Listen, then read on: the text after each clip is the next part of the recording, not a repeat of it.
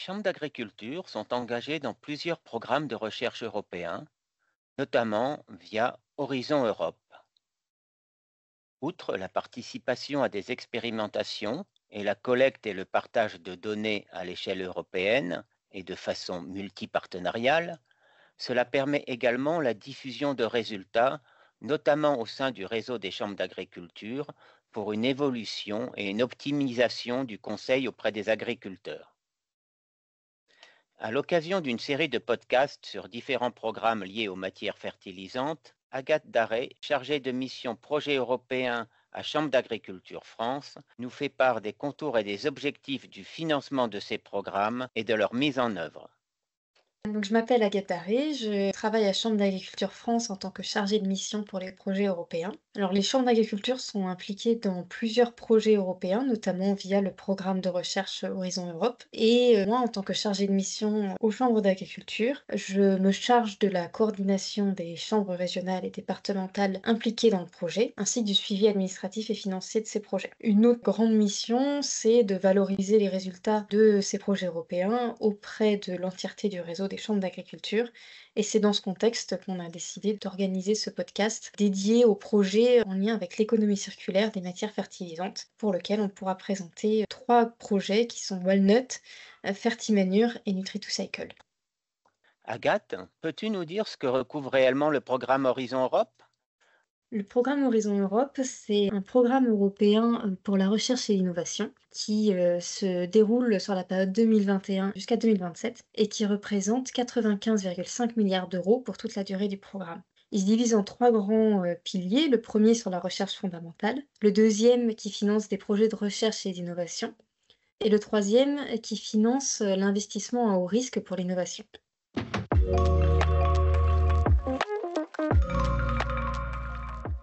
En quoi les chambres d'agriculture peuvent-elles être concernées?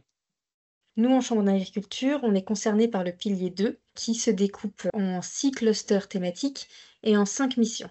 Parmi ces 6 clusters, il y en a une particulièrement qui nous concerne, c'est le cluster 6 sur l'alimentation et l'agriculture, et qui va permettre de financer des projets à hauteur de 2 à 6 millions d'euros par projet autour des thématiques en lien avec la biodiversité, les services écosystémiques, les systèmes alimentaires durables, justes et sains, l'économie circulaire et la bioéconomie, la zéro pollution autour des questions de l'action climatique et des communautés rurales, côtières et urbaines résilientes. Parmi les 5 missions, il y en a une qui concerne les sols et pour lesquelles les chambres d'agriculture ont aussi participé à des projets. Annuellement, le programme des appels à projets d'Horizon Europe est publié et les chambres d'agriculture peuvent monter des consortiums avec des partenaires européens pour proposer des projets qui vont ensuite être acceptés ou non par la commission afin de pouvoir lancer les actions techniques du projet.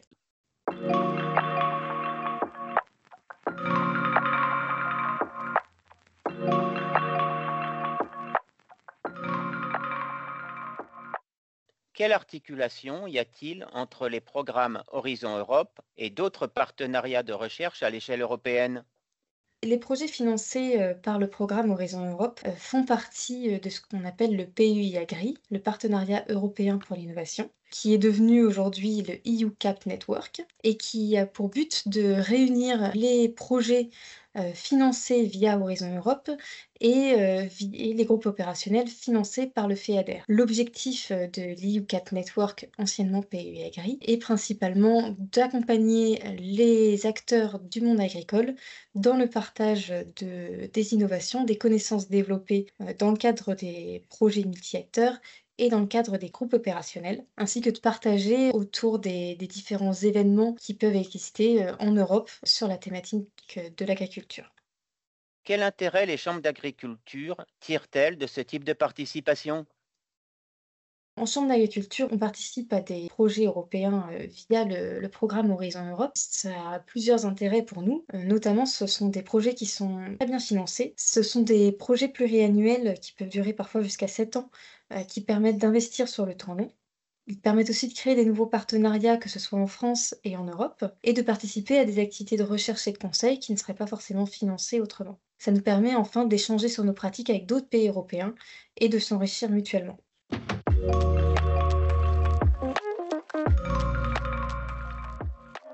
Pour en revenir à Horizon Europe, quel type de projet cela permet-il de financer? Il y a différents types de projets qui peuvent être financés par le programme Horizon Europe. Ce sont dans tous les cas des projets multi-acteurs, c'est-à-dire qui impliquent une grande diversité d'acteurs d'un minimum de 3 pays différents et qui peuvent être de 3 types. Des projets qu'on appelle RIA, Research and Innovation Action, qui vont chercher à établir de nouvelles connaissances ou d'explorer la faisabilité d'une technologie, d'un produit, d'un procédé, d'un service qui soit nouveau ou dans le but de l'améliorer. Il y a des projets qu'on appelle IA, qui sont Innovation Action, qui vont servir à transformer ces travaux de recherche en concept ou en produit. Et enfin, on a les projets qu'on appelle CSA, Coordination and Support Action, qui ont pour but de diffuser ces innovations de façon large et d'accompagner les acteurs dans l'adoption de ces innovations.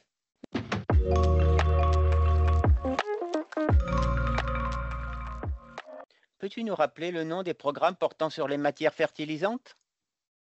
Donc aujourd'hui, on va vous présenter 3 projets, qui ont été financés dans le cadre d'Horizon Europe, qui touchent tous à la thématique de l'économie circulaire des matières fertilisantes, qui sont donc Walnut, Fertimanure et Nutri2Cycle. Donc des projets dans lesquels plusieurs chambres régionales et départementales ont été impliquées et les personnes qui sont chargées du suivi technique en région vont vous présenter, ces projets.